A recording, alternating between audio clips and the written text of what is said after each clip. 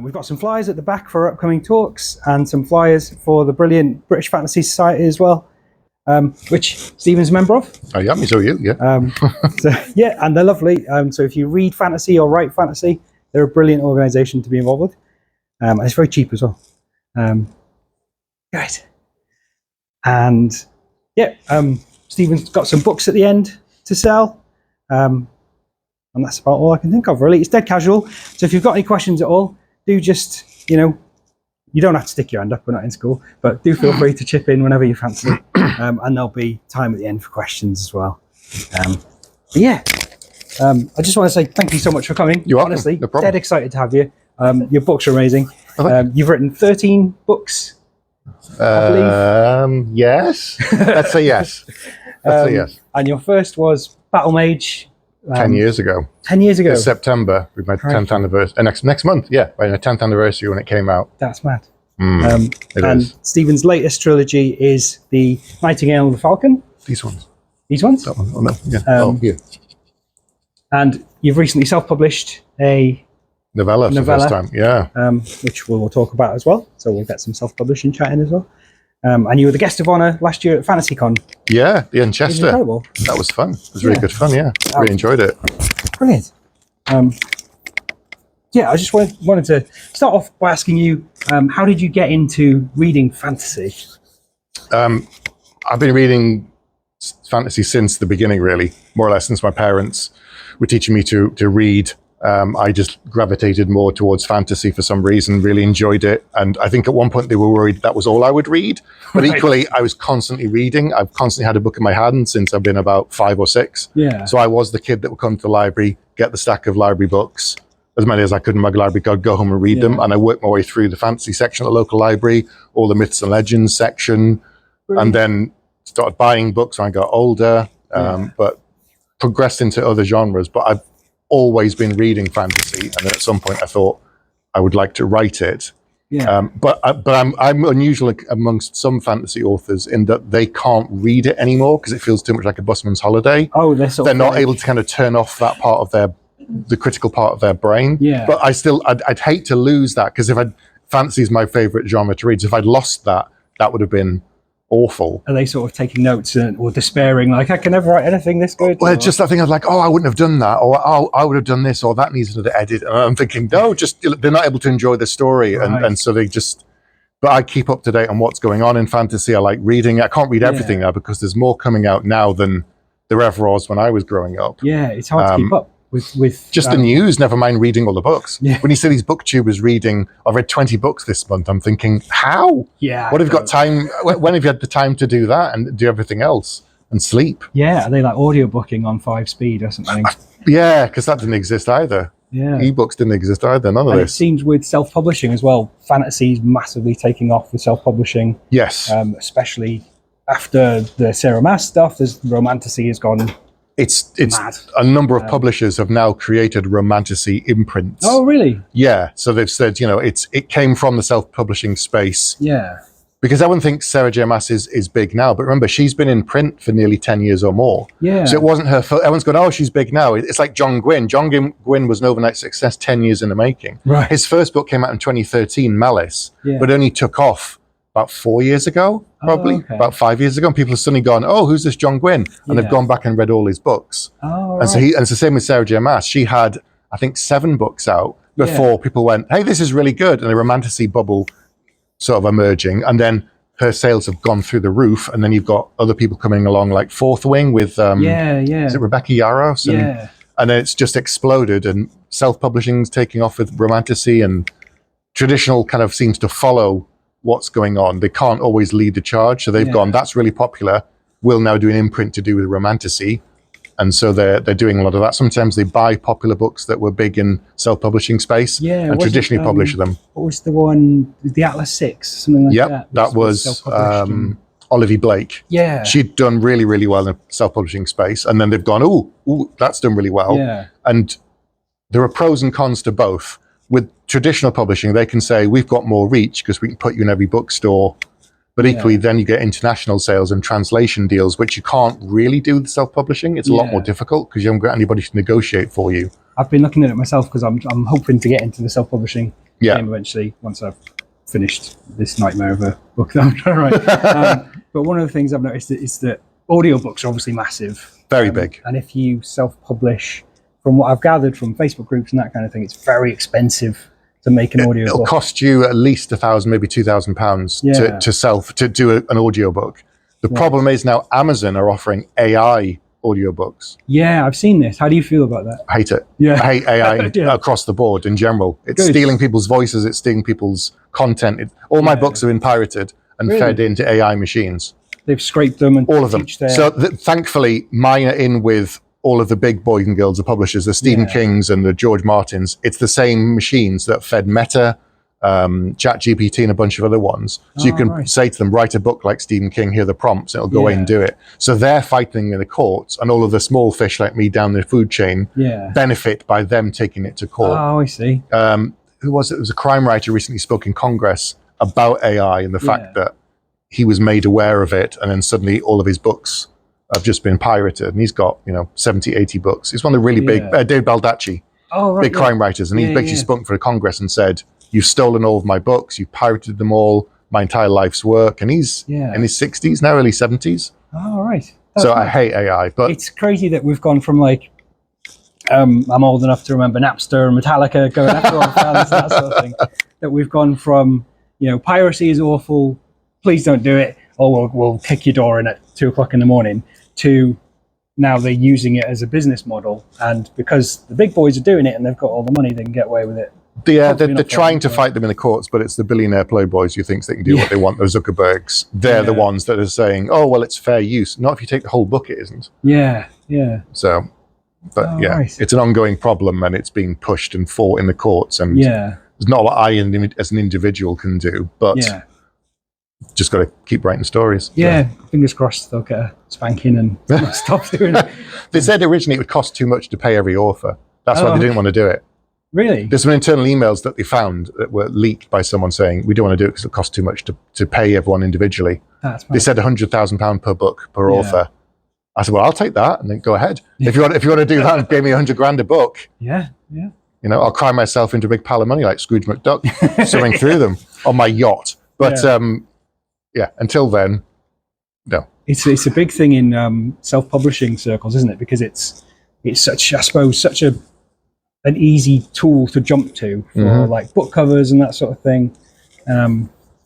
But I've seen online whenever someone puts up a self-published book with an AI cover or something like that, people leap on them immediately, and they're like, if you use AI in any capacity, I don't trust that you haven't used it to write your book. No, so agents and editors who receive submissions of books, they can tell very quickly if a book's been written by AI. Yeah. And they sort of say, we don't take AI submissions. The fact they have to say it, it's not writing, it's just, it's lazy. It's like going onto things saying, paint me a picture like so-and-so impressionist one by so-and-so, and it just creates it. You didn't do anything, you programmed something. Yeah. Typing into an AI isn't writing. There's no creative process. All it's doing is copying. It doesn't have any creative spark. It's built upon the ideas and the content and the styles of other people. There's no creativity involved. It's just you become a computer programmer.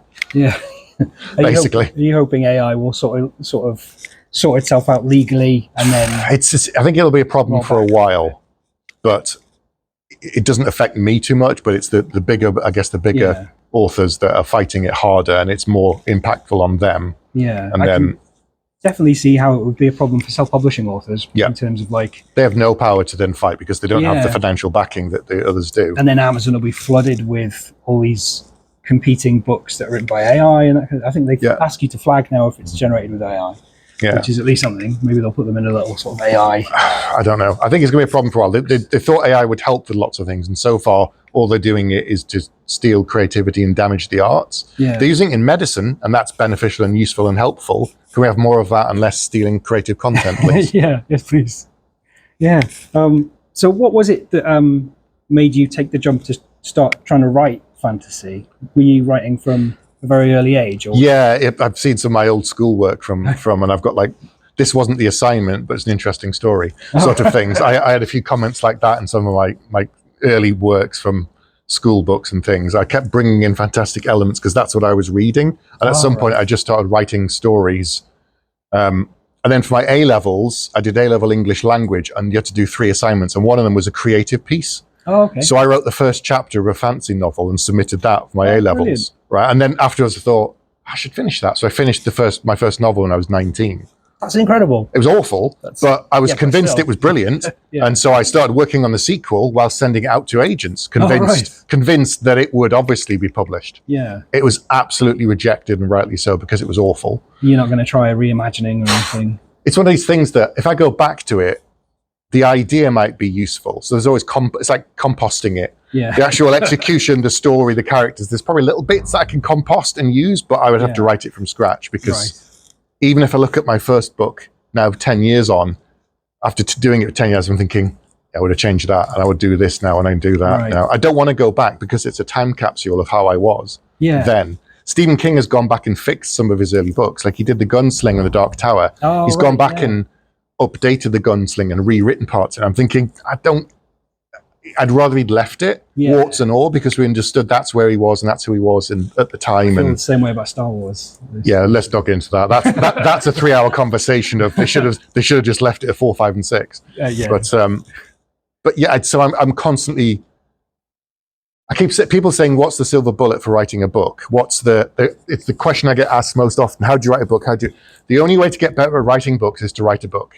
Right. I know it's a really obvious and silly way to say, but until you've finished a book, you don't understand about the process of writing a book. Yeah. You can't edit the book until you've finished it, because it's like doing a jigsaw. Until you've got all the pieces in place, and you see the full picture, you can then look back and go at the beginning of your book and go, now that I've got to the end, the character ended up here. I didn't actually want them. They've changed over the course of me writing the story. Yeah. Now I can change this to fit how he ended up or she ended up.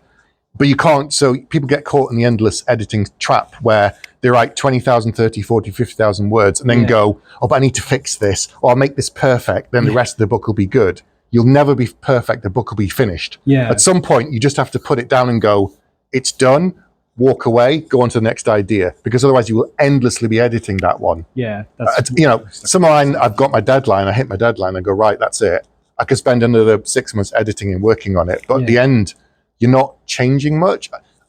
I know I'm done working on a book when I get to the point, like, it feels as if all I'm doing is rearranging the deck chairs on the Titanic. Yeah. I'm not actually changing the course of the story of the book. I'm just shuffling little pieces about. Yeah. That's when I know I need to hand it off to someone else for them to read it and go, to step back, because you're too close to it. You've spent years and months working on this thing like this. You need someone to step back and say, that doesn't make sense. You've missed a bit here. There's a gap there. That character doesn't have enough agency. Why are they a main character? So, because it's all in your head, there's a disconnect between what's on the page. Yeah. So I've had editors say to me, well, this character doesn't do this. Why are they there? And I'm thinking, but they do this, and then I look and actually read the page and go, well, it's not there. But up here, it's here, because I've revised it and edited it and worked on it in my brain. And when I come to put it on the page, I've already done that bit, but I haven't.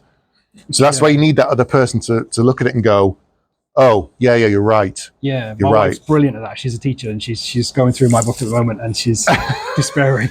And it's especially hard in fantasy, because you're building worlds and that kind of thing, which need their own internal logic. And if you break that, obviously you can break the sort of reader experience and not really notice. Or I was going to ask you about, you've mentioned that you have story Bibles. Yes. How do you find the line between world building for the reader and not giving everything all in one big go because you're excited about all the things you've made up? Yeah, data dumping all this stuff about the world. Right. So the way I describe it, so when I'm working on one series, I usually get other ideas in the back of my brain, the grass is greener thing of, ooh, what about this? What about that? And I just write them all down. Yeah. So when I say I have a world Bible, I'm working on the book that I'm supposed to be writing, but things are cropping up for other ideas, and I just keep jotting them down. So it's characters, story, dialogue, world building. I just keep adding to this file, and gradually it kind of accumulates. But then it's that thing of, you've created all of this content. How much is relevant to the story in the moment? Yeah. What is the character seeing, feeling, experiencing? What can they hear? If you're just overloading them with stuff, all you're doing is showing how clever you are, not what the character is experiencing. Yeah. So I talk about it like the iceberg. You've built this thing. but the iceberg is 20% above the water and the rest of it is 80%. You've got the content there that if they turn left instead of right, because you feel like it in the story, you know where you're going. Yeah. Whereas if you haven't created the rest of that stuff, you'll stop. And it's one of the reasons for what people call a writer's block.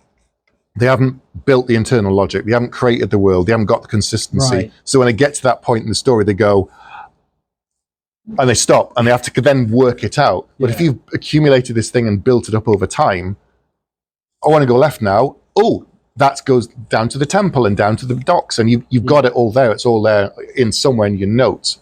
So that's one of the reasons I think people suffer from what they call writer's block. Yeah, and it properly comes across in your books that you have, like, within a page or two, always you can see that there's a sense of history to everyone, and there's a sense of that you know what the world is, even if you haven't said what it is yet. Yeah, so there's a friend of mine, Pete McLean. His books are really, really lean, super lean, and people saying there's not enough material there. But I think he kind of does the dialogue and adds the content. And so does Joe Abercrombie. He starts with dialogue. Oh, really? Yeah, he basically he writes at a standing desk, and he excels at dialogue because that's how he writes primarily. Yeah. So he does the dialogue, and then his editor's literally, can we have some world building around it, please? So he has to kind of add stuff in to flesh out the world. Stage plays, and then he's almost, yeah. That's what. But his dialogue is point perfect because he expresses so much of the world that he creates through dialogue, with world building around it. I've got some world building and dialogue, so I'm more of there's just different styles, and you find your own way. Yeah. And that was his kind of strength, and I want to do a bit more meat around the world. So okay. Do you normally start with a world first, or do you start with a kind of a plot? It depends. It varies.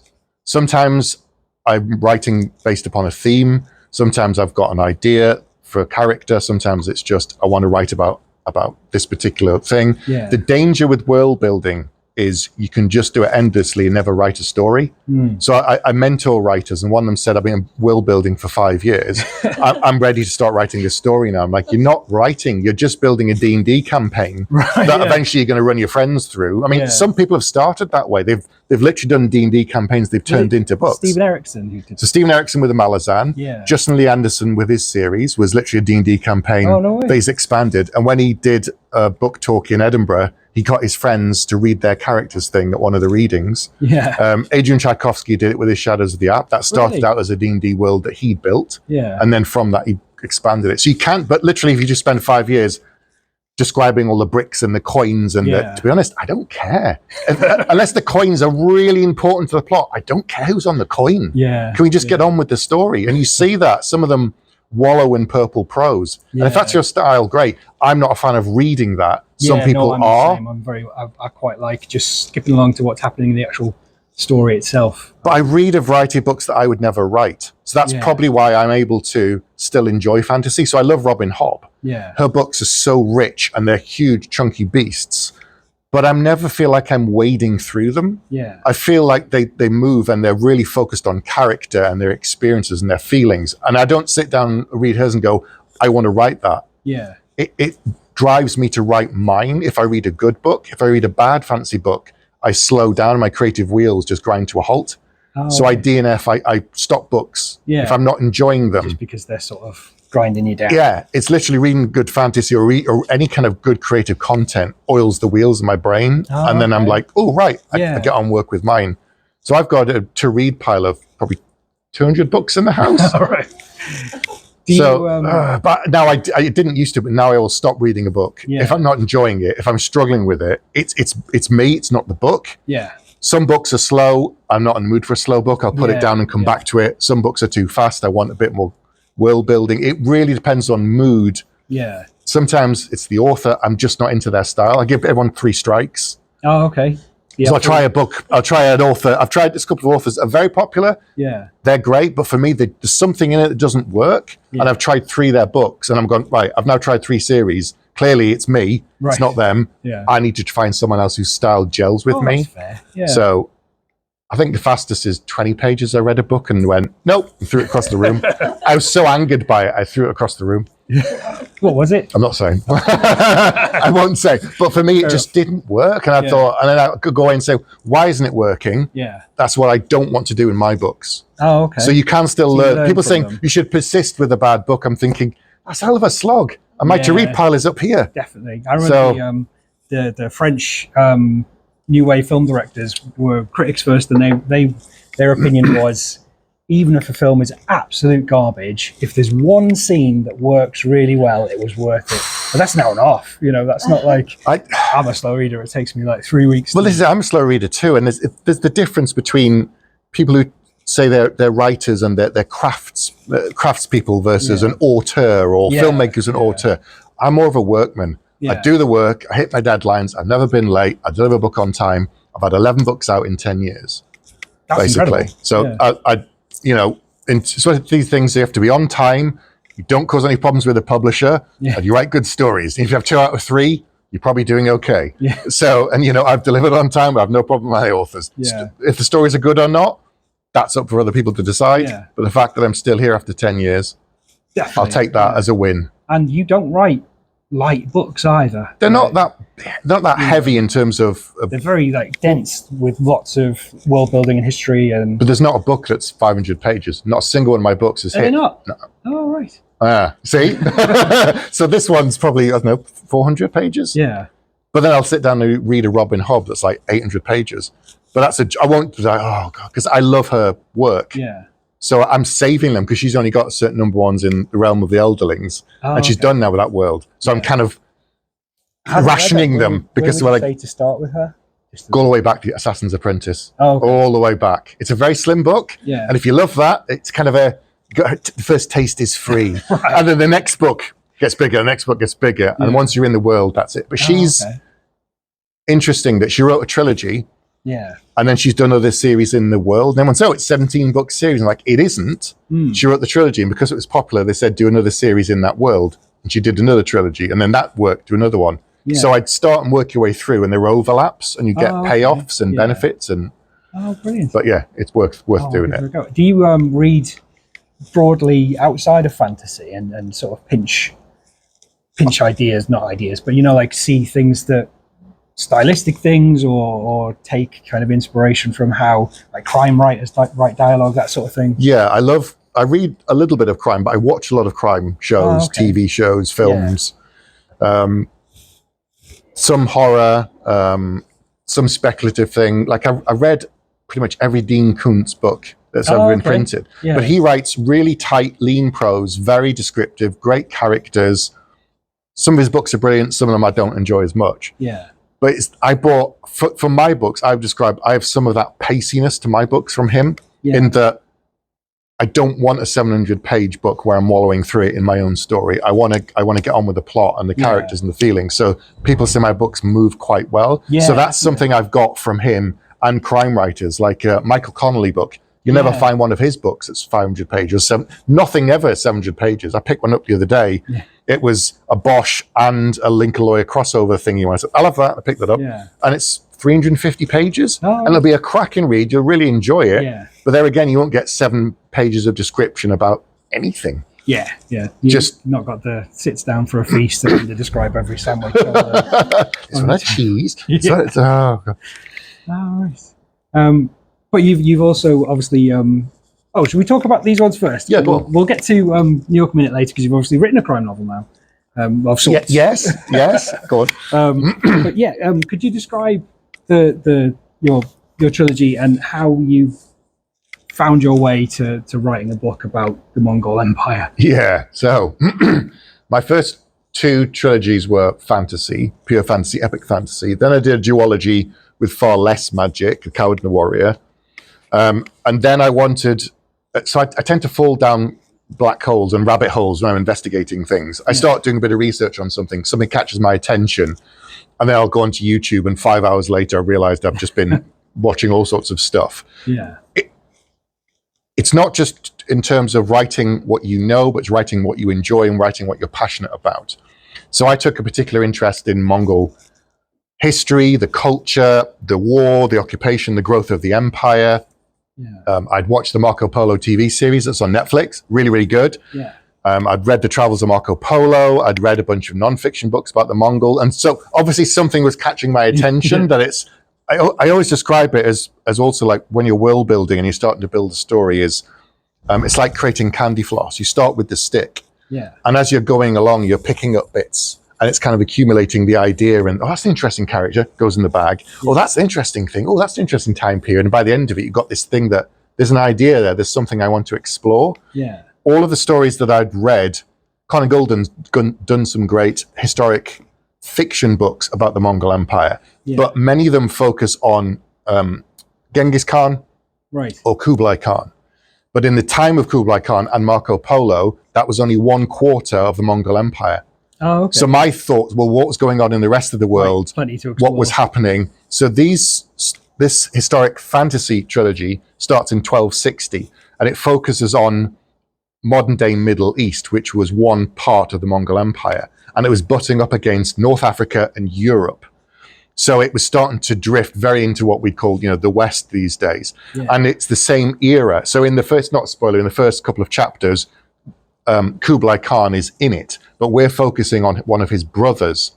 So Genghis Khan's dream was to cover the entire world in the Mongol Empire, and he attempted to started to do that. This story takes place 1260. It's 80 years on, so it's his grandsons that are now trying to fill the world and create the Mongol Empire, and they're conquering nations. And this is all historic fact so far. And so I thought, there's lots of gaps in history. There's lots of room there to play with. There's lots of characters we don't know much about. And so one of the characters is Hulagu Khan, who's the brother of Kublai Khan and grandson of Genghis Khan. He's trying to conquer Europe. He's going up into the Caucasus regions, sort of Armenia and Georgia. He's coming down into North Africa. He's going towards India. He covered modern day Iraq, Iran, Armenia, all these sort of places. And so there's lots of stories there, but there's lots of gaps. One of the characters in the book is a woman called Princess Kokachin. Her entire clan was wiped out by Kublai Khan, but because she was quite an important figure and the clan they kept her around, and he married her off to her brother. And she got shipped off from Mongolia to go to modern day Persia to marry the Khan that was ruling there. And in the travels of Marco Polo, she traveled across the world for 2 years with him. When she got there, the person she was supposed to marry had died, and his son had become the Khan. Then she married him instead, as you do. And then according to history, 3 years later, she was dead. Oh, okay. But there's nothing about her. They don't say why. We don't know what happened to her during those 2 years, because Marco Polo was, if you read the book, it's terrible. He's massively racist. He's really against Muslims because of the era it was set in. Reading it with a modern eye is very, very interesting. And so I thought there's lots of gaps there. So the story is about a group of rebels in modern day Iran, which was Persia at the time. The country's been conquered. There's no war. There's no army. The empire is moving on to push into these other places. But they're obviously not happy with their country being occupied. So it's about a group of rebels fighting back against the invading Mongols and with an army, and how do you do it? And it's them trying to take it apart from the inside. So there's spies, there's secret societies, there's rebels, there's people turning away from the Mongols. What they tended to do was come to a nation like Georgia and say, you've seen what we've done to everyone else. You can either surrender and become a vassal state, or we'll conquer you and kill thousands of your people, and we'll rule you anyway. Some of them bent the knee, some of them didn't. So the king of Georgia had seen what was coming and said, all right then, I'd rather not have thousands of my people slaughtered and sacked cities, thanks. So King David said, right, and he became a trusted vassal. But of course, he's not going to be happy with that either. And so there's people who want the Mongols out, but how do you fight back against such a enormous conquering force?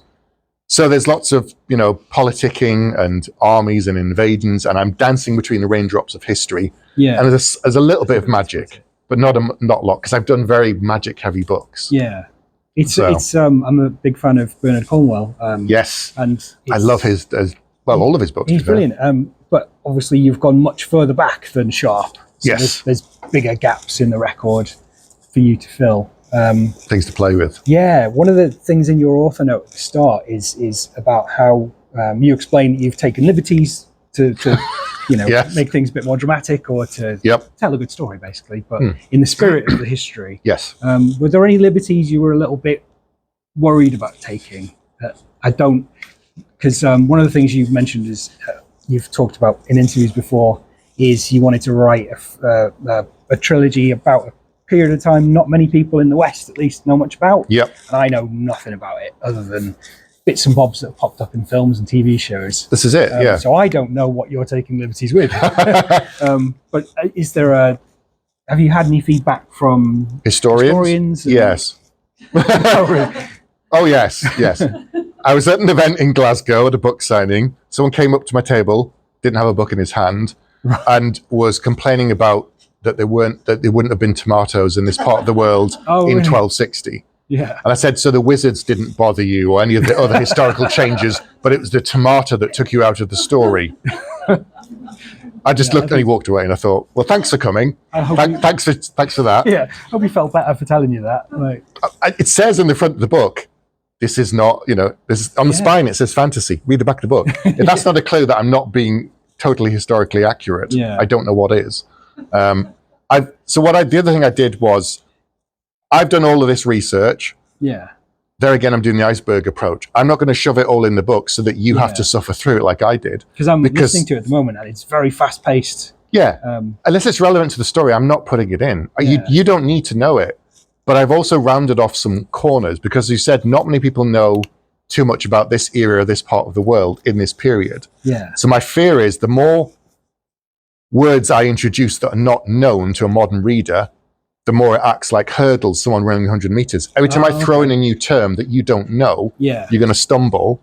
And the more of those that happen, you'll fall out the story. Yeah, I had that issue trying to read Dune for the first time. Yeah. When I was very sleepy. I'll give it another go, but I was just like, what are all these? So Peter Brett, who did the Warded Man or the Painted Man series, he did it very smart. So it's totally fantasy world, but it's based upon Arabic terms, and he introduces them slowly. So in the first book, they're only a couple, and you learn them. And then the second book, he drips a few more in. By the time you get to the fourth book, the glossary at the back, there's like 100 terms. But because you've picked them up over time and you understand them, I wanted to avoid that issue. So there's terms in the Mongol army for a group of 10 soldiers had a particular word, 100, 1,000.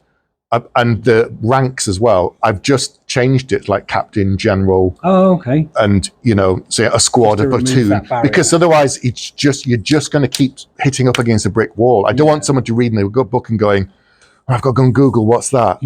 Come back. Because the more you do that, you're not focusing on the stakes, the characters, what's going on. You then it's become a library. Other people. So the best praise I've had is people saying, I've enjoyed the story. Now I want to know what was real. What you've made up, but I want to know more about this period in history. And so they've gone off and read non-fiction books about the Mongol Empire in the 1260s, what was going on. I want to know what I've taken liberties with. And the first book was the most difficult because all of the main events are historically accurate. Who was there, when it happened.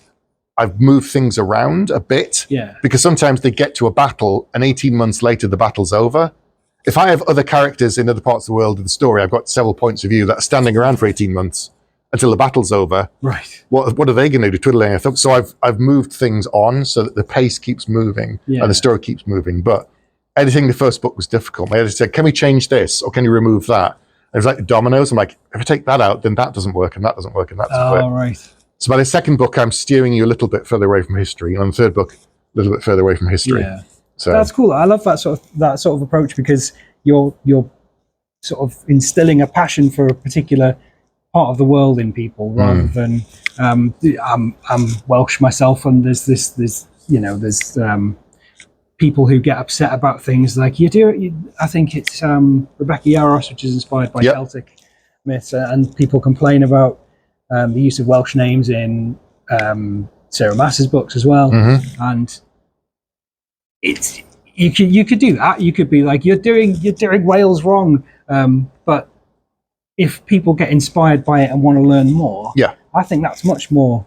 They're interested. Where did it come from? I want to look into it. Let's find out more about that. And it comes from a good place of just like, I find this interesting. Let's use this. That's there's nothing wrong with that. I think that's fine.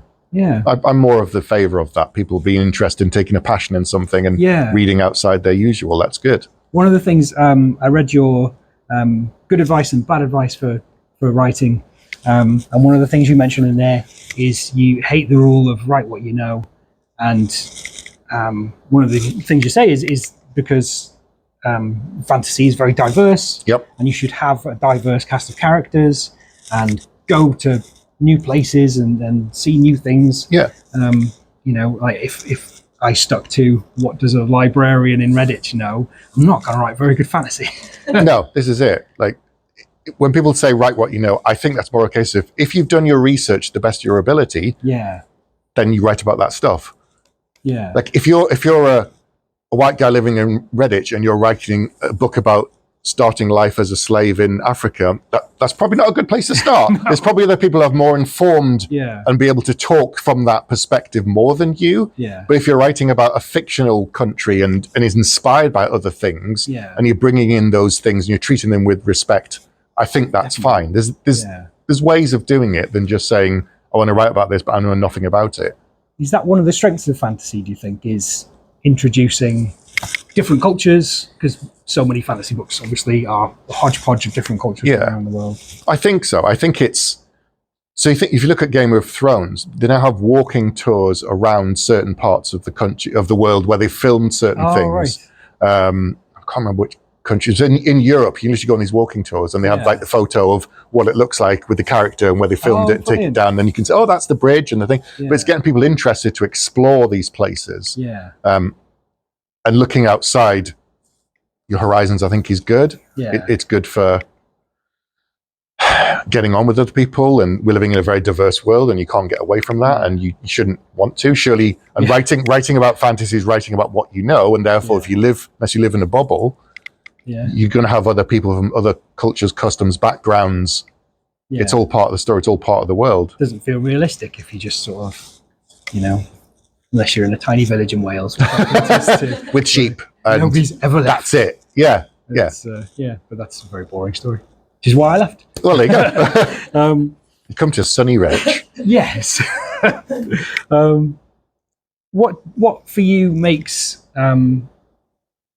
what's your definition? How do you define fantasy as a genre? Do you have quite a broad definition of it? Are you quite inclusive of bits and bobs that don't feel quite like fantasy, or are you more like, no, it must be this, it must include these kind of themes, these kind of questions? Sometimes people ask me, am I ever going to write something outside of fantasy? And I have and I will. But equally, I think fantasy is the biggest cheat code. Right. Fantasy, the term fantasy is an enormous umbrella that as long as you have certain things in place, you can write any kind of story that you want. Yeah. Sci-fi is difficult because it's technology that then moves it into sci-fi. But I think fantasy, you can write pretty much anything you want.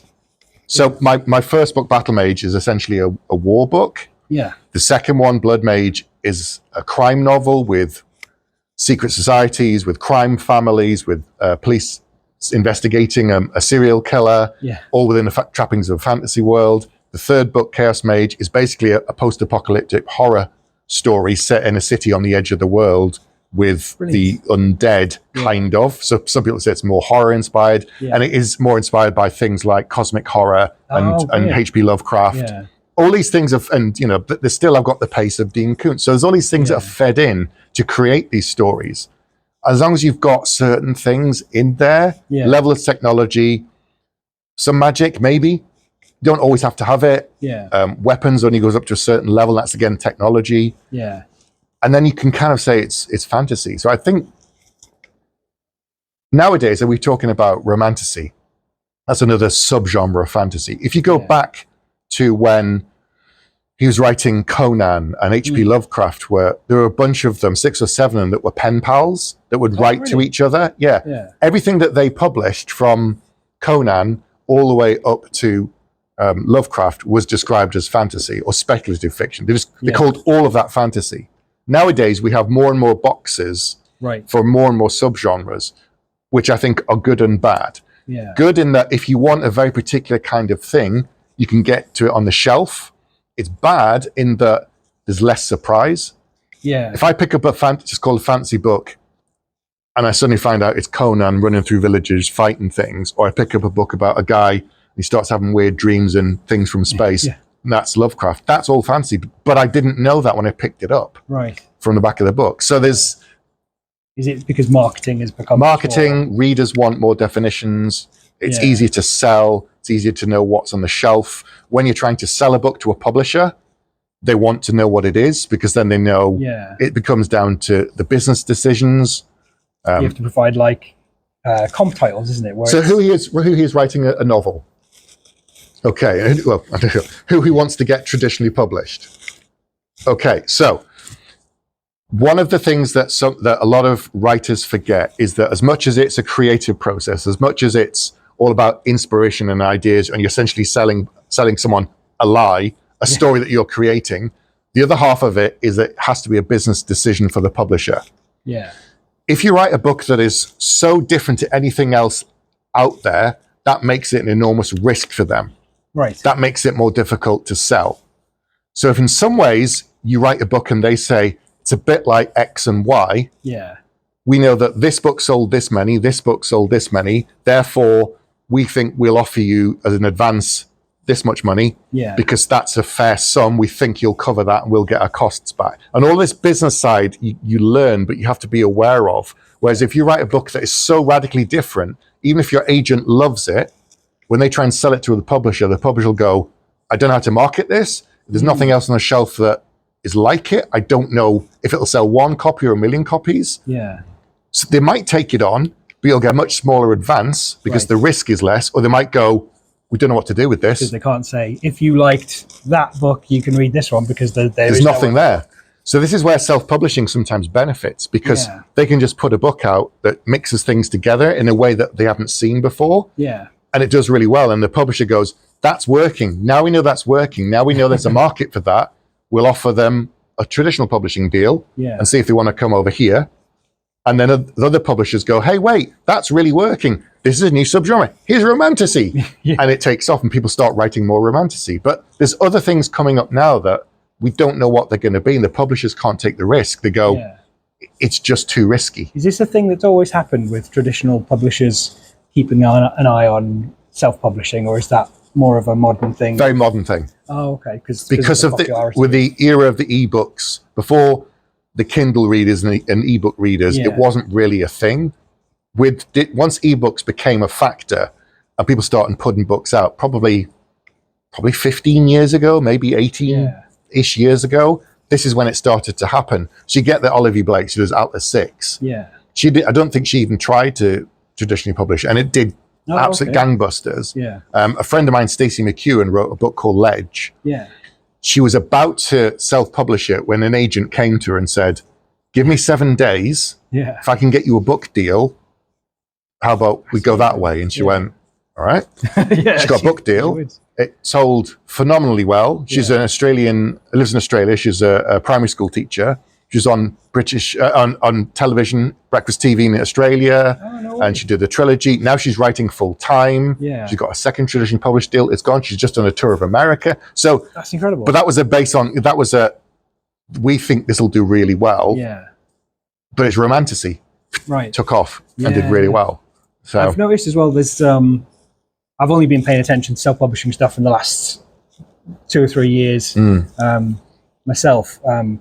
But there used to be a stigma associated with self-publishing, which doesn't seem to be there anymore. No. People don't, a lot of books on Amazon are self-published and you just can't tell the quality of the printing and the covers and everything. But for every one of those that's good, there's now 100 that are bad. Yeah. They've got AI covers that is really badly written, that hasn't been edited, that hasn't been proofread, that hasn't had someone say there's all these plot holes, because someone can literally write a book and just bang it out there. Yeah, there's no gatekeeper of any kind of thing. There's no reason for not to do it. So the market is flooded. Yeah. Do you see that as a problem coming up, or do you think that will come? I think it'll always be there now. Yeah. Now that there's no kind of restraints, there's no restrictions. Traditionally publishing, people complain about agents saying they're gatekeepers, but they kind of have to be. Because you need them. I think so. I think they do. Occasionally some publishers will say we've got an open door policy. So my publisher for this trilogy, Angry Robot, every year or every couple of years, they have an open door policy where they say, for these 14 days, if you've written a book, you can send it to us without having to go through an agent. Oh, amazing. And then once that, we'll read all the way through, and then if we find any that are good, we'll offer representation. Brilliant. 4 years ago they did it, and they got 2,000 submissions, and they took on 2 authors. 2? Yeah. Wow, that's right? crazy. The odds for that are actually good. Right. That's when you go against traditional publishing with an agent. Oh, okay. The year that I got picked up by my agent, she had 8,000 submissions. She took on 3 clients, maybe 4 clients. Yeah. Damn, that's crazy. So the odds of 2 and 2,000 are actually really good. Yeah. But that shows you that the other, 1,998, some of them will be knocked out immediately because they're not the right genre. Right. They haven't been spell checked. They haven't been proofread. They haven't been. They're just, if you don't put the work in, the agent or anybody isn't gonna give you the time of day because you haven't shown that you're willing to work on it. Yeah. It's like a job interview when you send your book into an agent. Some people are saying, "Oh, I'll be funny," or "I'll do this." The worst story I ever heard was someone sent their book to an agent. Then they sent them a box in the post to the office. And in the box was a plastic prosthetic foot that said, "This is me getting my foot in the door."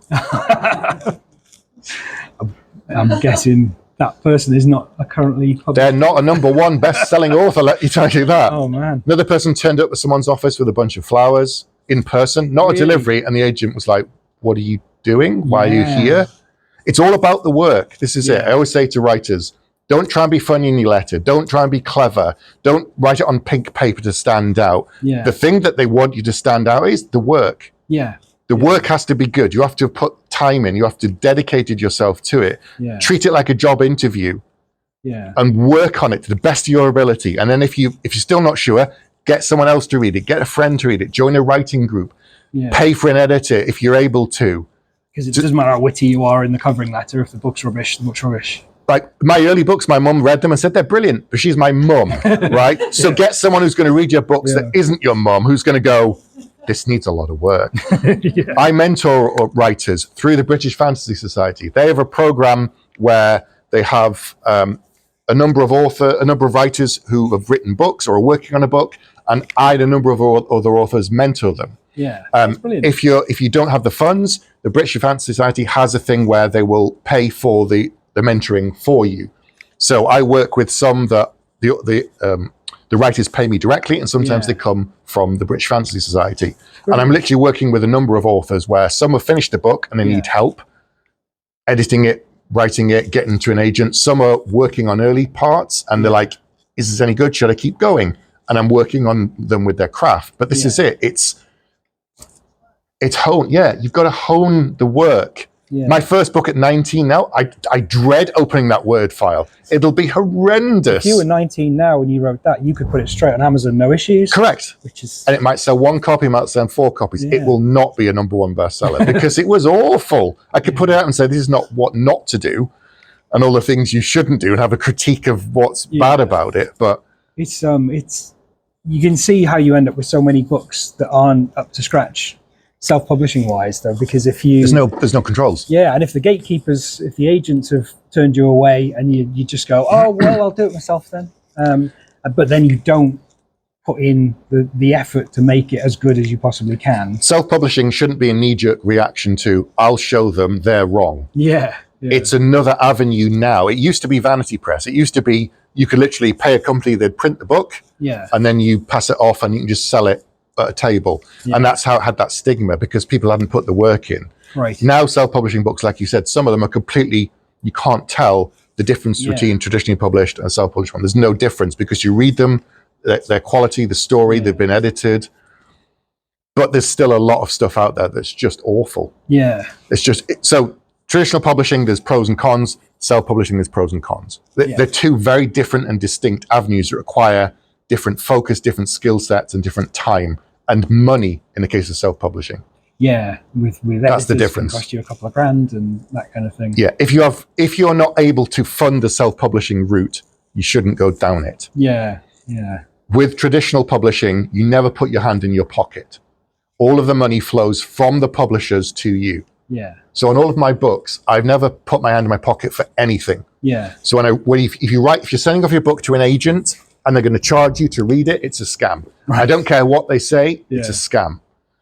If you then send your book to the publisher and they say, we'll publish it for you, but we're going to charge you this much money, it's a scam. I've had people come in here with, they've wanted to publish books of their own poetry and that sort of thing for the first time. Yep. And they've gone to publishers and said, look, I want to do this. What can you offer me? And they've been like, right, that's going to cost you 600 quid for 10 copies. And we'll write the blurb for you. We'll do a cover. And all they're doing is using KDP. Right. There are smaller publishers. So publishing's quite complicated. Traditional publishing, these are all the big publishing houses. It's the big five. So there's all these different publishing groups. And you go further and further up the food chain. And eventually there's 5 big companies. There's Hachette, there's Macmillan, there's Simon & Schuster. I can't remember the other one. But basically, Gollancz is a subsidiary of, and eventually you go up the food chain. Orbit is actually part of the same group. It's in the same building in Blackfriars, and you go up the food chain, it's Hachette. There's Macmillan, there's all, Crime, all these other publishers. Then there are smaller publishers that they will charge you, but equally they do it on a profit share. So they'll say, I've seen we'll pay for the editing, we'll pay for this, we'll pay for the cover, we'll do that. And in return, you get 50% of the cover price, we get 50% of the cover price. Yeah. That's fine. That's different to 10 copies, 600 quid. I banged it through KDP and I've done an AI generated cover. There you are. Yeah. And we take 90% of the money. That's when it's like you're trying to scam us. Yeah. So you have to be careful. There's a website called Predators and Editors where you can look up. There's another one that the American Science Fiction and Fantasy Society on Blue Sky or Twitter, they have links to say, this has come up, this looks a bit dodgy, be wary of this, look at this one. Yeah. So be very careful and be very cautious about giving anybody money. Yeah. Always double check that they're trustworthy and reliable. Oh, okay. But with traditional publishing, I went to my agent, she read the book for free. She then gave me her feedback. I then spent months editing it. I sent it to her. She gave me more notes. She's doing all this for free. She's not paying. I'm not paying her for anything. Yeah. After 6-8 months of editing the book with her, she said, right now it's ready. Now I'm going to send it to some publishers. Sent the first book to Orbit. Orbit said, yes, we'll like it. We'll buy the trilogy. Yeah. I then work on with them for editing it, publishing it, covers, distribution, warehousing. I'm not paying for everything. They've given me an advance. Yeah. Does everybody know what an advance is? If you don't know, put your hand up. Let me know honestly. You all know. Okay. So with traditional publishing, this is a trilogy. Let's say they say, right, I've only written the first book and I take it to my agent. And my agent says, yes, I like it. We take it to the publisher and the publisher says, right, I want to buy the trilogy. We're going to give you 100 grand for the trilogy. Sounds like a lot of money and relatively speaking it is. They say, right, this is the advance they give you. Based upon their calculations of they think how many copies it will sell, based on what it's similar to, they think the business decision of, we can sell this many copies, we'll be able to cover our costs. So they give you 100 grand, not up front and not all at once. Because it's a trilogy, they'll say, right, we'll split it into thirds, we'll give you a chunk of that money. But then they split it into thirds again. So this is why, but you only get paid every 6 months or every 12 months as a traditionally published author. So having that as your sole income is very difficult. Yeah, yeah. So they'll give you, 11 grand up front when you sign the deal. Then they'll say, right, go and edit the book.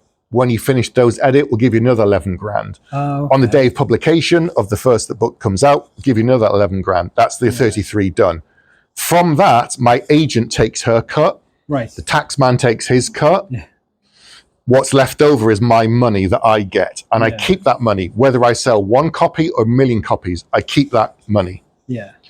When the publisher sold enough copies that they've cleared that 33 grand, everything after that, I get royalties, which is profit for them and profit for me. Yeah. So thereafter, every book that's sold in a bookshop, I get a bit of the cover price. The publisher's then making money. Yeah. They're then making money off it. But whilst that book is being edited and worked on, I'm then writing the second book. Yeah. And when I hand that in, I get a chunk of money. When it's being edited to a certain point, I get a chunk of money. And day of publication, so over the course of 3 years, in theory, I've had 33 grand a year as my salary. Yeah. But it's not 33 grand per book. Right. I've then lost money to my agent before the work that she's done. Yeah. I've then lost money to the tax man. So you're then down to maybe 26 grand, maybe 25 grand, maybe suddenly. So if you had a 100 grand deal, you're thinking, yay! And now, actually, it might only be 75, but actually, it's split over 3 years and into various chunks. Oh, okay. So that's 25. I've never heard it broken down like that before. That's roughly where it is. Yeah. So suddenly you're thinking, these book deals that come out and you think, hey, they're minted, they're going to quit and buy the yacht. No, they're not. No, they're not. Yeah. But equally, the benefits of traditional over self-publishing is you'll see these things. So the website called The Bookseller, which has all of the various deals. They'll say, Richard Osmond has just sold his next Murder Club book to his agent, who's my agent, and has sent it to the publisher for world English rights, which means his publisher can publish that book anywhere in English.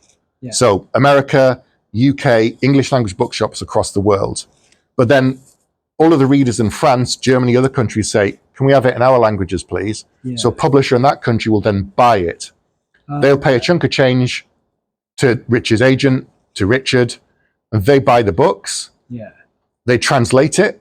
They pay for all of that. They print it, publish it, and off it goes. Right. And Richard's done no extra work for that book. So my first trilogy was translated into French and German and Russian. Oh, brilliant. And I got invited to a French literature festival and those sorts of stuff. So for every foreign rights deal you get an extra money for doing nothing. That's amazing. But that's brilliant because that 25 grand that I had in that first book, I then got, I don't know, let's say I got a 10 grand deal for doing nothing. Yeah. Suddenly now I'm on 35. But if someone's got their books translated into 30 countries and they've written a trilogy, and let's say you got 10 grand a deal, it could be more, could be less. Yeah. Now you can write full time. Now you can focus on working on the book. Whereas before, lots of dinghy at this point. It's not really a super yacht. It's modest expectations. But the more work that you put out and the more books that you put out, you build, momentum, hopefully. And if you get other countries, you build momentum in those countries.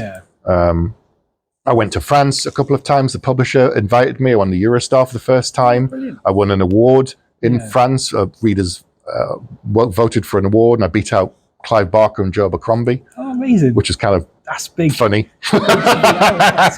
because I'm small fish compared to them. But I beat them in this award voted by the public. So whenever I see Joe, I remember to point that out to him. Yeah, you see Hellraiser on the TV, just like Yeah, but then so the other thing is film and TV rights. Yeah, they can come to you and say, we want to buy the rights for your books. Yeah. So Joe Abercrombie just had his books, The Devils, optioned by James Cameron, who's done Avatar and Titanic. So what he's done is said, right, I really like this book. I want to make it into a film.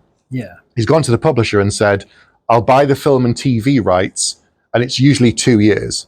So they give Joe a chunk of money for 2 years and say, we hold the rights. Nobody else can do a film or TV adaptation in these 2 years.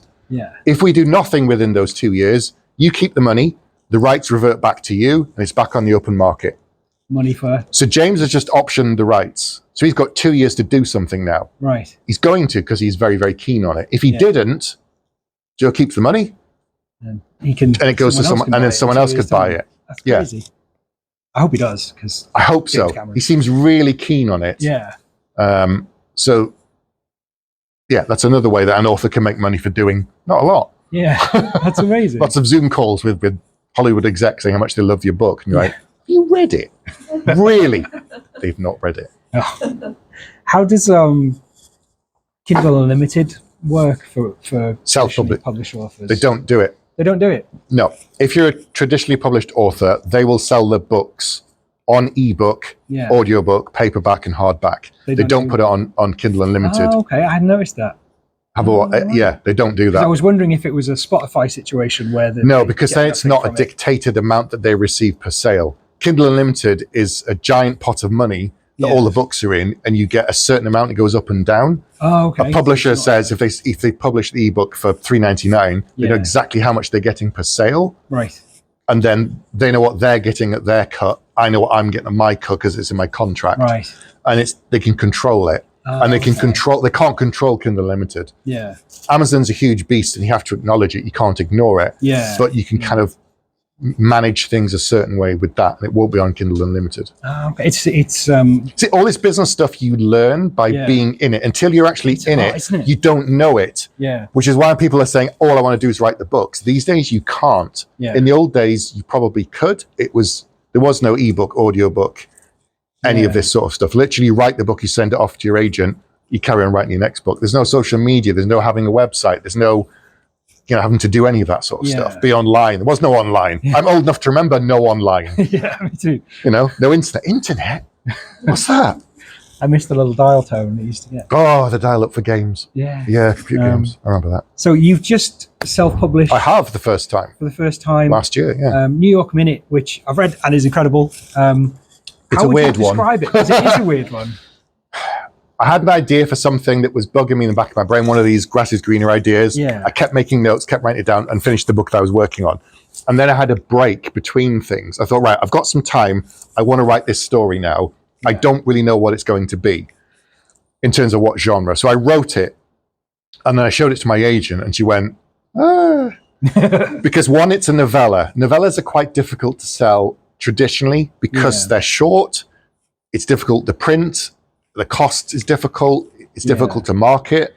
The other thing is it crosses a number of genre boundaries, my book, which also makes it a bit tricky of a sale. So for all these reasons, I knew eventually I was going to have to self-publish it myself. We tried a couple of the smaller publishers that do take novellas, and they said, this is too similar to what you've got or we're doing, or we're not quite sure. So I self-published it myself through Kindle and Kindle Unlimited. They've offered me the AI audiobook, and I've obviously said, no, thank you. No, thank you. Jog on. And so it's a crime story in an alternate New York City. So it's not our New York. There's no magic. There's no monsters. It's a hard-boiled detective investigating a missing woman in New York. He gets dragged into this thing and involved with crime families in the city. There are some mild speculative elements that creep in because it's not a spoiler, it's on the front cover. There are two moons in the sky. Yeah. So straight away you're thinking, we're not in, Kansas anymore, Dorothy. Something's a bit off, but it is still New York. It's still grimy and seedy, and he's a PI, used to be a cop, and there's corruption in the city, and there's warring gang fights, but there's little things that creep in around the edges that make people go, wait, what? Yeah, what's that? You keep it quite mysterious as well, which I love. I hint at things. The fact that it's not Earth. Yeah. It's not really a spoiler to say that for whatever reason, the Earth has failed and they've attempted to restart on a new planet. Yeah. But they've tried to just do everything exactly the same again, create cities in the same way. And at a certain point, the people have gone, that failed. Why do we want to do that exactly the same again? So technology is stalled at an almost fantasy level. There are things that creep in. So there's no guns, there's no cars, there's no electricity. Yeah. They started to do solar, and then people were like, well, we don't really want to do that. They don't have mobile phones. So there's horses and carts and people with swords and knives instead of guns. But everything else is more modern day. The way people talk is 21st century. Yeah. There's bars and there's crime and there's cops and there's, Yeah, it's really unique. I've never read a setting quite like it in that kind of mixture. I just love the kind of hardboiled detective stories. I love the kind of the Bosch thing of a guy working within this system and trying to do his best, but the city's breaking under its own weight. And so it is. People are saying it feels very traditional in some ways. It feels like Chinatown or something like that. It's definitely got that sort of tone to it, but with the little... But it's quite short. It's 42,000 words. So it's like 120 pages. And people are saying, turn it into a novel. I'm like, it is what I didn't want to try and stretch it. Right. I'm going to do more stories now in this world with these characters. Yeah. But it just ended up being this weird duck-billed platypus that I knew I couldn't take then to a traditional publisher because they'd go, I don't know how to sell it. Yeah. There again, because it's so weird, I don't know how to market it. I don't know how to sell it. So I knew eventually I'd have to self-publish it. Yeah. How have you found it? Do you have I'm still learning. I made some mistakes, some things I should have done and shouldn't do. Okay. But I now know for the next one. Yeah. And I'm going to write a sequel to this when I get a moment. And I'll do better next time. Yeah. So, but also the joy of self-publishing is there are no limits. If the next one's a novel, that's fine. If the next one's a novella, that's fine. It doesn't matter. I I put it out when I can. I'm not on a deadline. It's only my self-imposed deadline. Yeah. And we'll see how it goes. Oh, brilliant. I'm looking forward to the next one then, because honestly, it's class. I loved it. It did give me an absolute heart attack when I read the synopsis, though, because the thing I'm working on is set in an alternate Manhattan as well. And I was like, oh my God. No, a friend of mine did one. So Adrian Gibson's done, again, it's a cop in a fungal world where there's like mushrooms sprouting everywhere. But it's not Earth again. It's a different world. But it's a cop story. Again, it's just a cop story in a different kind of world because he wanted to introduce different kind of weird elements. Mine's more grounded than that, than his. But yeah, there's the odd thing that creeps in on mine and people go, wait, it's bizarre. what? I love it. But it's hinting at things. I'm giving you clues as to why they're there and what's been going on and what's happening and stuff. So brilliant. I was going to ask, have you ever done your sort of world building and well, I suppose at what point in the world building do you feel usually ready to have a crack at your first draft? I don't always start with world building. I tend to be mixing things together as I go along. Sometimes I'll start sketching out the world, but then I'm adding in characters, and it's that. So the two main ways you can world build are bottom up and top down. Top down is you draw your map. You draw a whole map of the world, fill in all the rivers and the streams and the deserts, and then based upon that, you then have to think about our world. So if it's right towards the south, and assuming this planet has the poles the same way, the climate's going to be much colder. Right, so what kind of flora and fauna are there? If people are living there, what are they eating? How are they clothing themselves? What are they doing for work? And so you start building out that way. The other way is you start with a one idea. So R.J. Barker started on one of his books. He sort of said, what if there's no wood in this world? Oh, okay. Which is the Bone Ship trilogy. Yeah. What do you do? How do you, if you want to travel around the world, what do you do?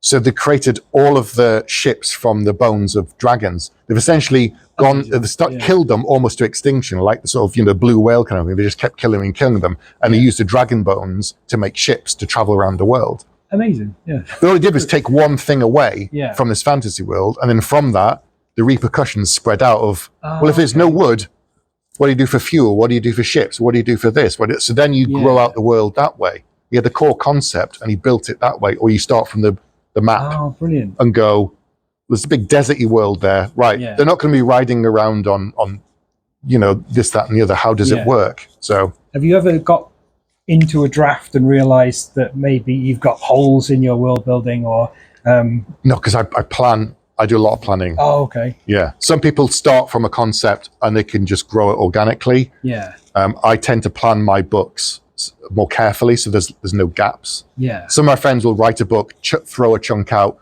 rewrite it, throw another chunk of the words out, which sounds like a nightmare to me. Yeah. A lot of wasted effort, but that's their process. Right. For me, I do more planning up front. So when I sit down and write the book, I start on chapter 1, I go all the way through to the end. Oh, okay. I don't skip chapters and go, that one's a bit slow, I'll go to a fun chapter. If it was slow, cut it out, change it, move on. If that's a boring chapter to write, it's a boring chapter to read. Yeah. So change it, move on, do something different. What does your editing process look like once you've finished your first draft? Confession, I hate editing. Right. I hate editing, especially when I get feedback from my editors. Right. Because it's the thing of, it's so personal to you. You spent so long writing this story, months, years, working on it. It lives in your head. Yeah. My partner will say sometimes, she'll ask me something, were you listening? What? You're totally listening. I was not listening. I was working out something in my head for the story. Yeah. And I was, and so I'm constantly working on it. Then you hand it off to someone who hasn't ever seen it before, and they read it in like 2 weeks, and they're telling you how the book should be. Oh, time to go for a walk. Time to go for a long, brisk walk. Breathe the air. Look at the trees. Look at the birds.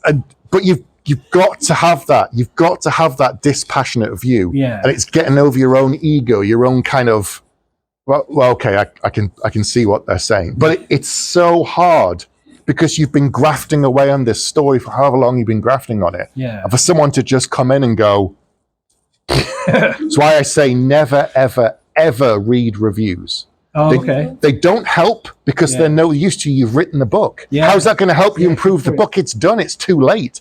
And two, if you write a really slow character book and someone reads it and go, God, it's so meandering and really slow. I really wanted a fast-paced book. And the next review says, this was brilliant. I loved it. I soaked into it. I enjoyed the world, but that doesn't help you either. So only read reviews and editing notes from people you trust, your editor, your agent, your friends, your writing group. Yeah. But an editor does the job. They know what they're doing every day. That's part of you trust their skill after you've had a long walk and you've able to cool down. It's the only way I can do it. Yeah. And even then, every edit note you get is a suggestion. Right. So there's some things when she was offering notes on book 1, I've gone, no, because I know in book 2 this has to happen and this has to happen. Yeah. So I you don't just say, no, I'm not doing it whatsoever. It's a conversation. I'll say, I'm ignoring this for this reason. Right. So that when she gets to book 2, she goes, oh, right, I understand why you set this up in 1. Yeah. It seemed like it was a dangling thread. Get to book 2, this page, right. Yeah. So it's a constant conversation. It's not like you must take everything the editor says, you must do it. But equally, there's some things you can push back on. Like if I'm not happy with a certain thing, like they'll say, this character feels really kind of rough and coarse. And I'm like, that was the point. I want them to be abrasive. I want them to feel the reader to go, oh God, I hate this person. Yeah. I want that as opposed to, about the character. It's the classic thing they always do in, you hear in DVD commentaries when they were still a thing of, oh yeah, we did this and we killed this person at the end, but the audience didn't like it in test screening, so we changed it. It's like, well, you're not supposed to like it when you kill off a person who's supposed to be likable. Yeah. If every audience screening goes, it was boring, that's one thing. If someone says, that really upset me, good. Yeah. I've got a reaction. If you read any book in this library and you read it and go, it's all right, the author will be upset. Yeah. If you read a book and go, I hated it, that's something. That's still better than, it's all right. 2 stars, 3 stars, boring, I've seen it dull. online where people, a couple of posts where people criticize Stephen King's writing, saying, this, look at the way he talks about women in this section, and it's a section from Mr. Mercedes where he's writing from the point of view of a serial killer. That's really upsetting. Well, that was the point. Yeah, he's an awful person. The character, that's not the author. Yeah. The character is a serial killer. Stephen King, as far as I know, is not. Yeah. So that's the difference. That's that thing of write what you know. Like you're saying, I have made a sword now. Oh, brilliant. But I wrote about blacksmiths for years, but I've never been a blacksmith. I got things wrong, and after I'd made a sword, I got better at it. But you do your research as much as you can. Yeah. Like, otherwise, every character in my book would be a man. Yeah, yeah. I talk to women, I listen, I give the book to them to read and go, they sound even vaguely right, and then we adjust it to make it appropriate. It's like I've never been a wizard either, but there's plenty of wizards in my books, so I just do what I can. I find it quite encouraging how much of writing seems to involve other people, because when you're a kid, you get this idea in your head of the writer sitting down at his keyboard and just being like, blah, blah, blah, blah, blah. I know the old typewriter, just everything, and the book is the writer's head on the page. Stephen King calls it like telepathy, where he's like you're basically beaming your own thoughts into the reader's correct head. And that's how I thought of it. But then we had T.M. Logan here, and someone asked him in the audience, how do you write such brilliant female characters, because most thriller authors are women, and they, I thought, I'll give them a go, and then your female characters are brilliant. He's like, well, my wife reads it, my agent reads it, my editor reads it, they're all women. My agent is a woman. My editor is a woman. Proofreader on most of the books have been women. Yeah. So they will point out things very quickly if I've done something really stupid. Yeah. But it's that thing of you just got to do your best, do the research, put in the work. Yeah. You'll get some things wrong. I apologize to the blacksmiths. I did better next time. It's not about strength at all, as I learned. It's all about precision. Right. It's so much about precision. It's phenomenal what they can do. Yeah. And the sword I've made is not a real sword. It was like a day's blacksmithing course, and you make a thing that looks like a sword, but really you can't actually make a proper sword in a day. Yeah. It's sharp and pointy, but that's about it. All right. If you hit someone with it, it would just fall apart. But I learned from doing that. So, do you have to struggle sometimes to stop yourself doing so much research that you never get started. Yeah. You could just fall down the black hole, a rabbit hole of research that you just spend too long. You're like, it's that guy I spent 5 years will building or researching the book. I'm like, well, when are you going to write it? Yeah. Oh, I did a bit more research. Really? How much? Yeah. If you're enjoying the research process, maybe you should be a researcher.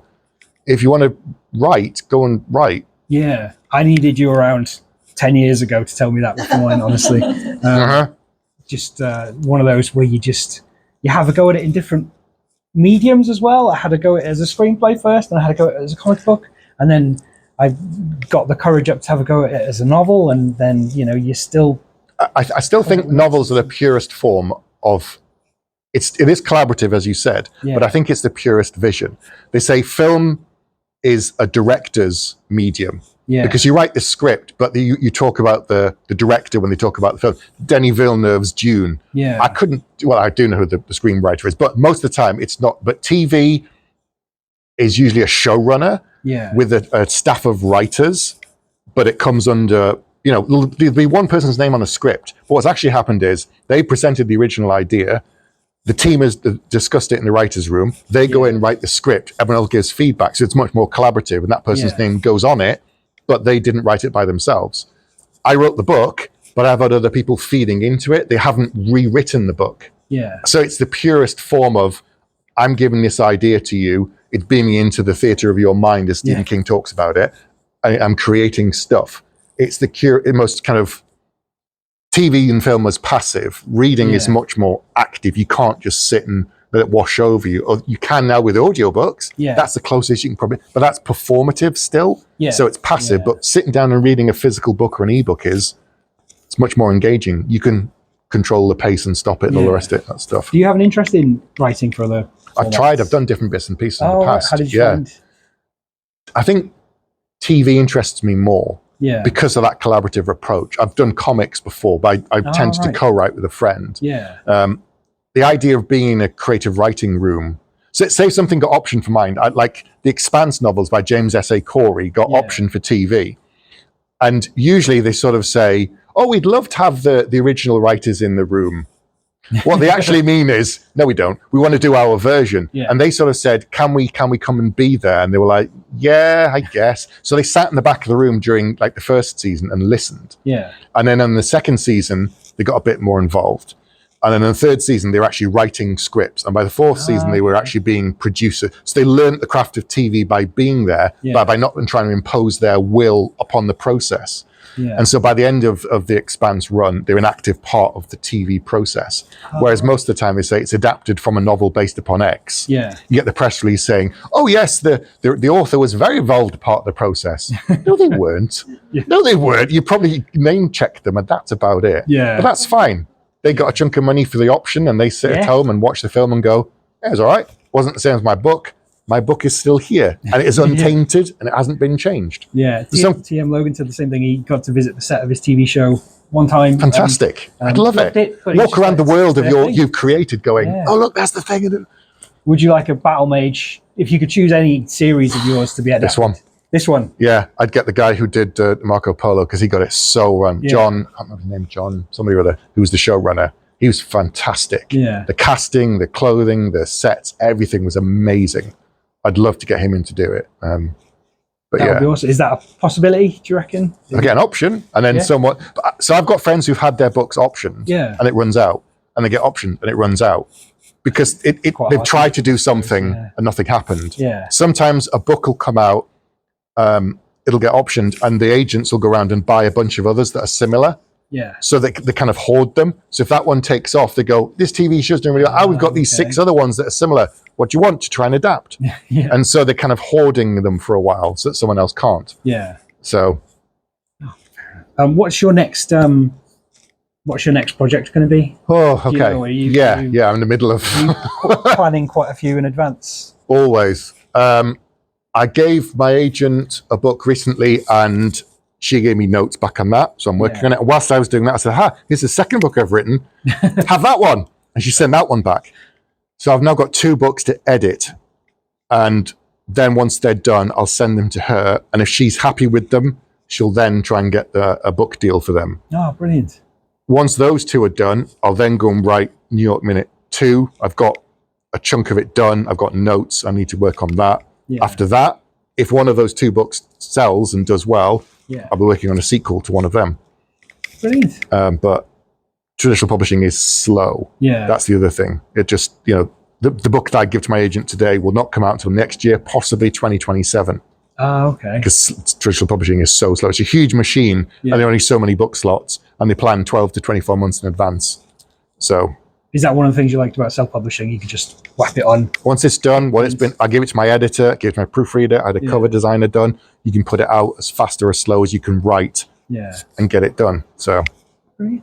I was going to ask you one more thing. Go on. Just because I'm aware we're coming up on an hour and a half. I was going to ask you about magic systems and how you go about creating them, making them believable, making them feel, coherent and consistent throughout a book.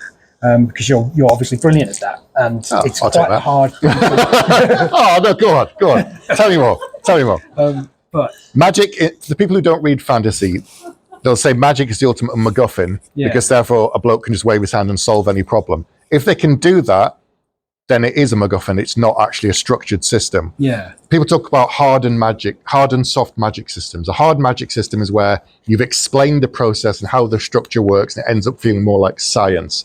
A soft magic system is a bit more like Merlin or Gandalf. He waves his hand and stuff happens. You don't necessarily know how it works, but you understand that behind the scenes, there's some kind of system. Yeah. But also magic has to have limits, because then it just becomes a plot device. Yeah. How are we going to get off the cliff? Hey, done. And then it's just boring. Yeah. So whether you build it and then it's all in the wings like a stage, and you know how the stuff works, that's fine. But magic has to have a structure and it has to have limits. Right. How much you reveal to the audience is up to you, and how much you kind of time you spend on it is up to you. Yeah. Pete McLean, when he wrote his book and someone asked about the magic system, he went, oh. But there's a limit to what the people with magic can do. Yeah. He hasn't bothered. He's like, I don't care. There's a limit in what it can do, and that's enough. Yeah. You can't just keep doing it all the time, because then it's just a plot device. Yeah.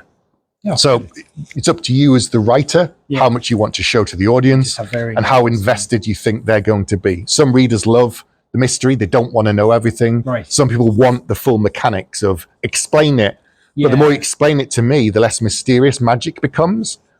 Like I know, so I'm sure it's not a secret to say, we all know magic isn't real. Like, David Copperfield and all the rest and can't actually make the Statue of Liberty disappear. But once you learn how they do it, magic, the trick then just becomes, Yeah, my wife and I watched a Penn and Teller Netflix show. And once you go, oh, and then when you see that trick come up again, you go, yeah, you just bought a special deck of cards, mate. It's fine. And you just go, oh, all right. Yeah.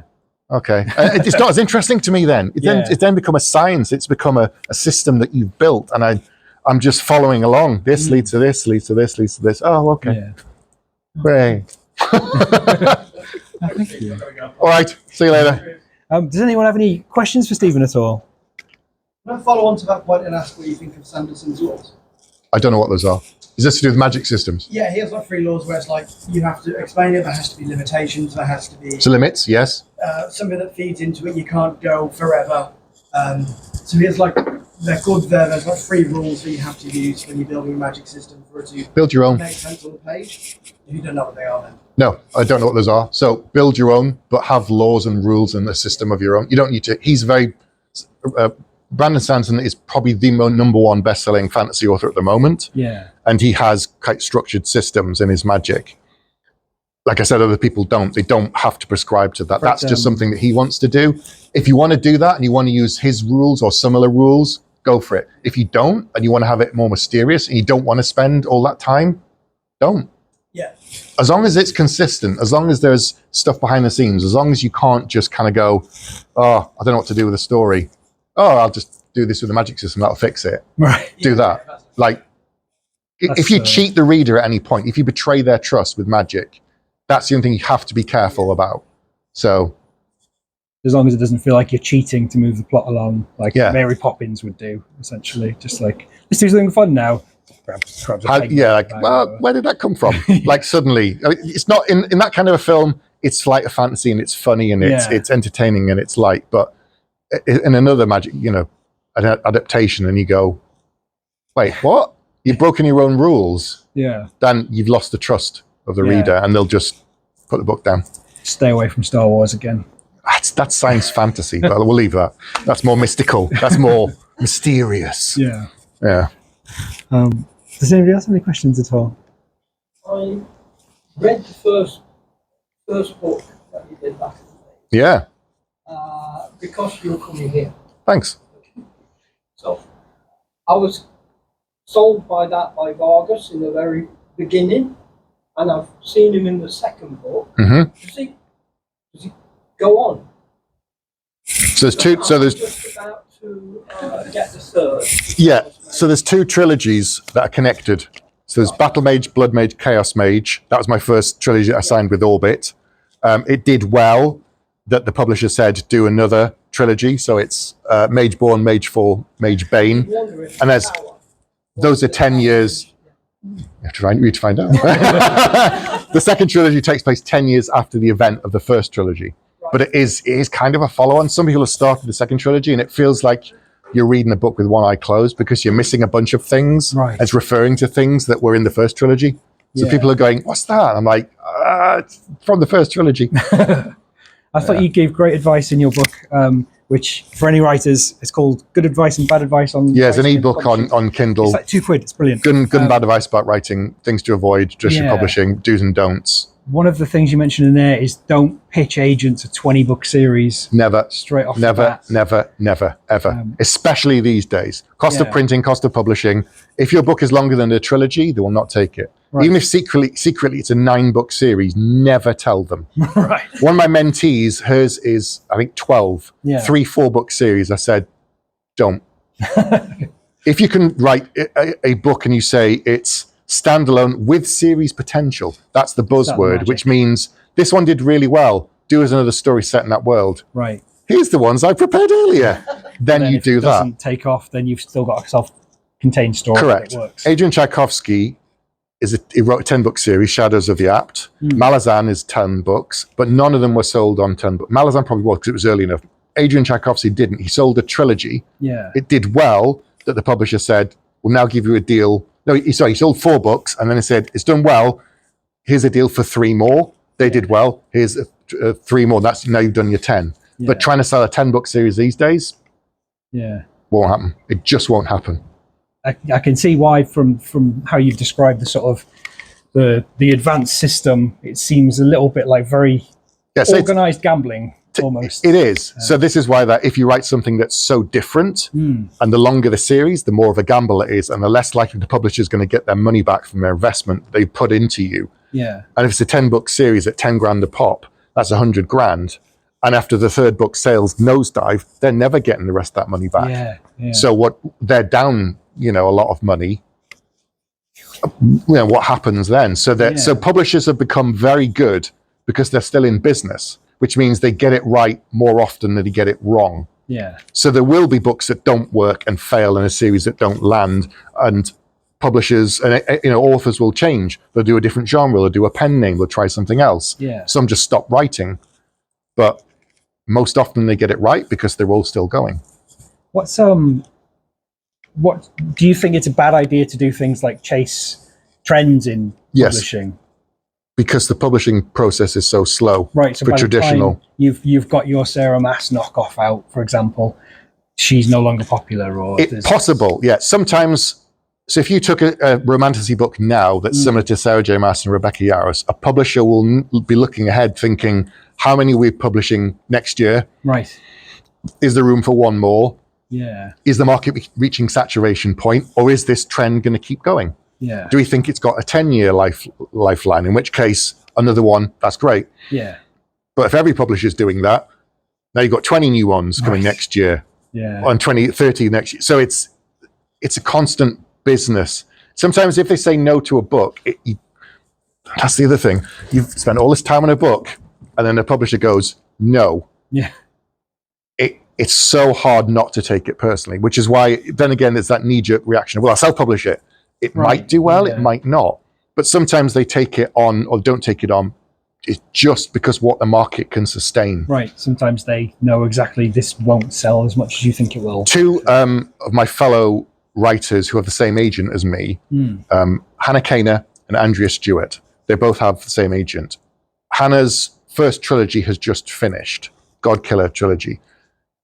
Godkiller was her third book with my agent. Yeah. So she wrote the first book, the agent loved it, took her on as a client, took it out to the market, and the market went, either we don't know how to sell this or we can't sell it right now. Yeah.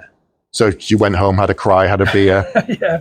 started working on the next book, took it to the agent said yes, took it to the market went no. Sometimes it's timing. Sometimes it's just what they can sustain. Yeah. Sometimes, for whatever reason, it's too different. They can't gamble on it. Yeah.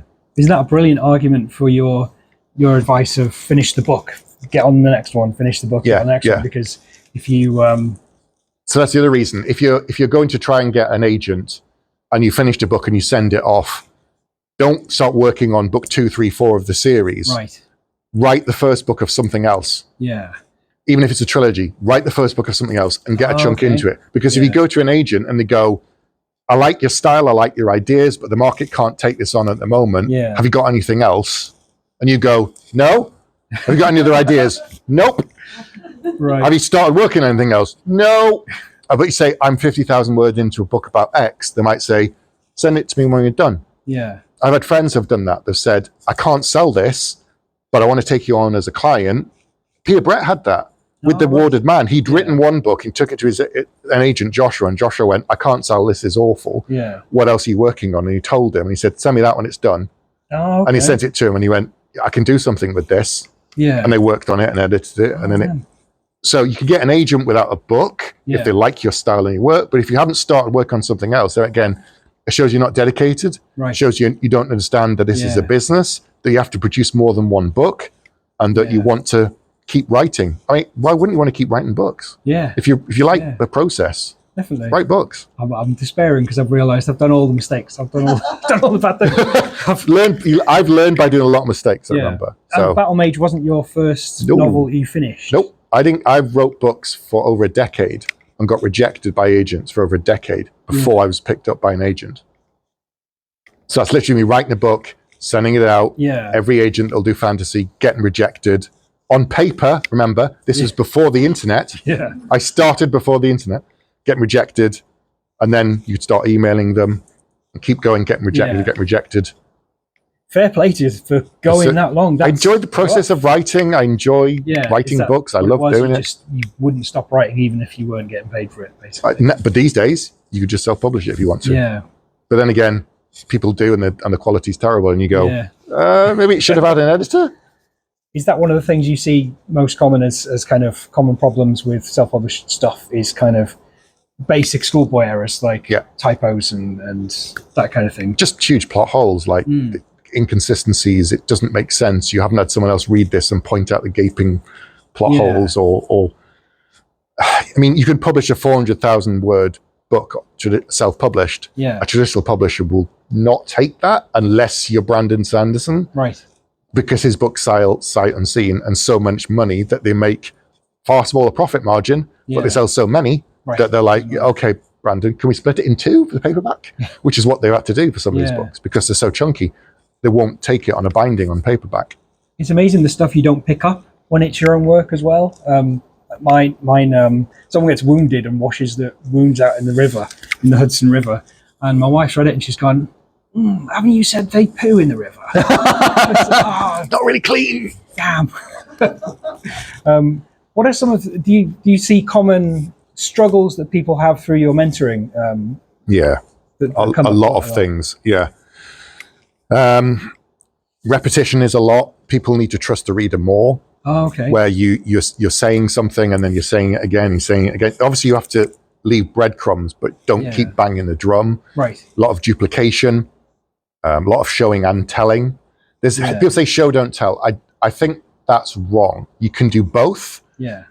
But not all the time. It's one of these things that it's not a fixed and permanent solid rule, but it shouldn't be all the time. Yeah. There's quite a few that come up. Punctuation and grammar is in some ways the least important, because that can be fixed. You still have to have a certain level. You can't be just, it'll get done in the edits. Yeah. You can't just, you have to have a certain amount of trust. There's a great book that I recommend all the time. I should have timeshares in this. It's called Eats, Shoots and Leaves by Sue Grafton. It's a brilliant book on punctuation and grammar. If you want to be a writer, read it, learn it, absorb it, get as much as you can from it. You'll still get stuff wrong. I do. Look at how a book is formatted. Pick up any book in the library and look at how it's spaced. The start of a first chapter, the first line is not indented. Right. After a break, how do you do dialogue? How do you indent it? What are the quotation marks? How do you use commas? Learn all this stuff. Yeah. Because you just get better from doing it. It becomes a muscle. You don't have to think about it. Yeah. It's less work for other people. And it shows there again, you're working on your craft of the writing. Yeah.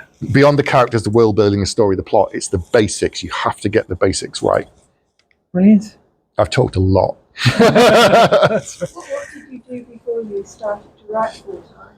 I don't write full time now. Oh, don't you? No, I've worked in marketing for 26 years and I write part-time now and I work part-time now. So I still do, I freelance marketing. So that's kind of... It's writing again. It's writing websites, press releases, case studies, but it's a business kind of writing. It's not the creative part. If you have a day job that does exactly the same kind of thing, I think it'll exhaust the creative part of your brain. Oh, okay. So having something that's slightly different, some people can do it. I can't. I have to have something that uses different muscles. Yeah. So that when I sit down to write, I'm not just going, I spent 5 hours writing really creative stuff for someone else. Yeah.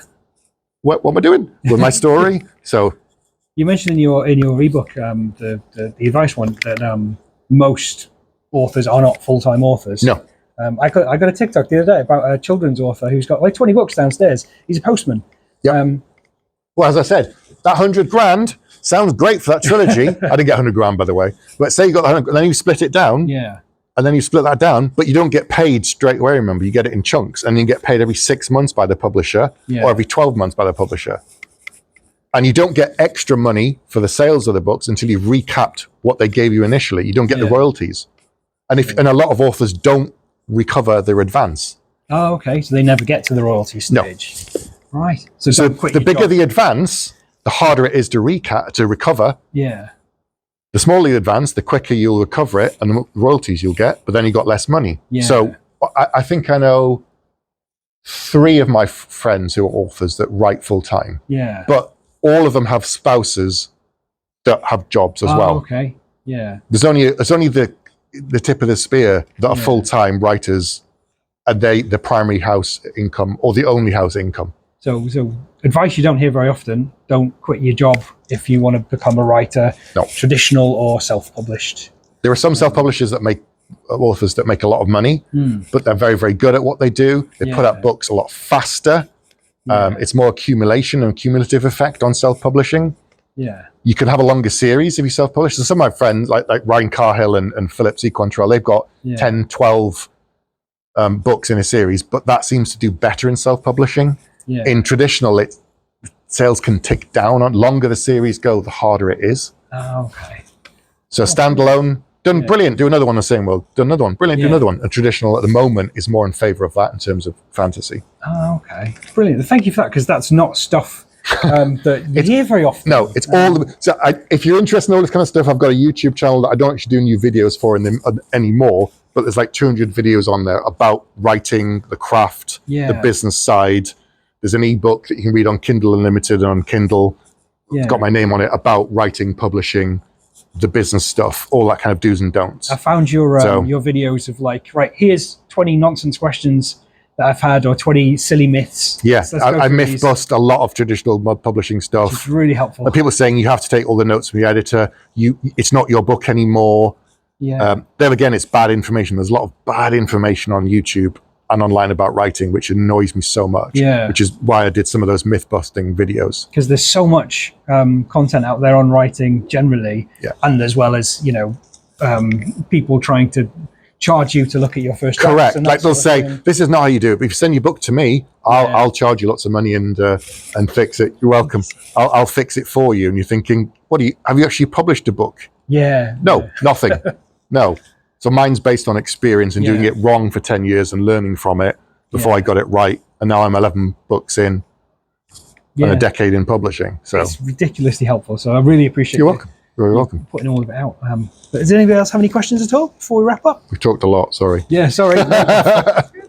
But thank you so much. Honestly, that was brilliant. Really helpful. Right. Thank you very much. And we've got some books for sale. I will run downstairs and grab our little card machine for these ones. And Stephen's got some as well. Yeah. But also yeah. borrow books from your library because it helps the author out in the UK and Ireland. Oh, If you brilliant. do you not know about that? No. Do you work for libraries? In UK and Ireland, Yeah. the public library system, every time you borrow a book, an author gets paid. Not a lot, brilliant. Yeah. not a lot, a couple of shekels, Right. and we get paid every 12 months. Oh, okay. There again, every time you borrow a book, Yeah. it all adds up. So if you don't need to buy my books today, please request them from the library, borrow them from the library. Eventually, it still feels its way back to me. Oh, great stuff. Yuki. There you go. Thank you very much. You're welcome. But thank you for that. That was brilliant. Right. I will go and grab my Machine. machine. Do you want this? Oh, yes, please. Do it.